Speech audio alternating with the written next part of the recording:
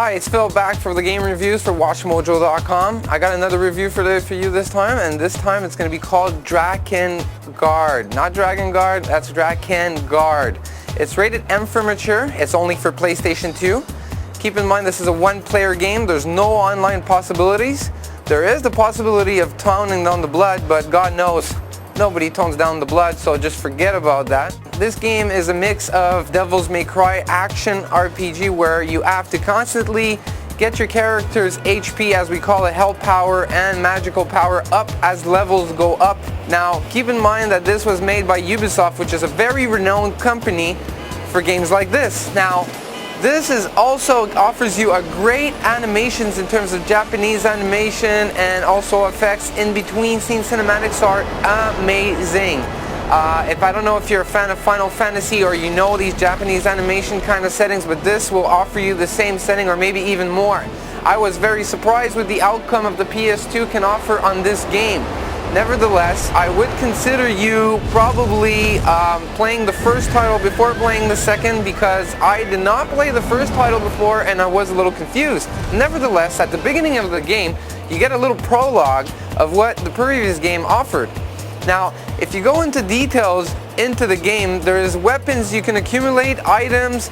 Like any RPG game, the idea is to constantly get your levels up so that your strength goes up, so that obviously the game becomes easier and you're stronger. Now, this was based in a magical world where you as a character named Legna, with your dragon, end up taking over the world and trying to save different destinations, which they're called keys. There's a total of about 6 keys to take care of, and they all have certain foes to fight to be able to take care of those keys. Now, this is the kind of game where you get to the point where you think you're finishing it, but there's always a little loop that makes you go on and on. Now, it's a total of 12 chapters, and at the 10th chapter you think it's over, but it's not.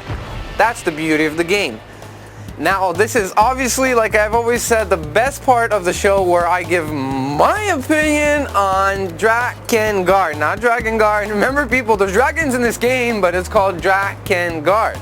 Anyways, let's just leave it at that. Now, all I have to say is, if you remember our legend, I will repeat it again. 9 to 10 was a purchase where you keep the game because it's amazing. 8 to 7 where it's a late rental fee because you think you could finish the game in one rental, but then you realize that you have to rent it a second time, so you end up renting it for 7 days just to make sure. And the other one was 5 to 6 where forget about it. You rent it maybe for 1 day and then you put it away and you never look at it again. Just joking. Nevertheless, I will place this game in 7 to 8 because it's very close to 9 to 10, but it's all seen before.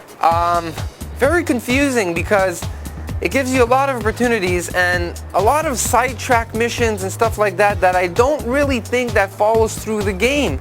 Now, a lot of people will maybe have a different opinion on this than me, but I still think that the Japanese factor thing of games are getting overwhelming. I mean, for Sony PlayStation 2, I mean, you could see 25 Japanese animation titles come out, while there's only one North American coming out at that time. I don't know if it's Sony PlayStation is really more based or powerful in Japan, God knows. But go on the website, see for yourself, it's all written in Japanese. I finished it in 56 hours. The game was established to be finished in 85 hours. So it's up to you to do your best to finish it. But again, may I repeat myself, remember, it's just a game.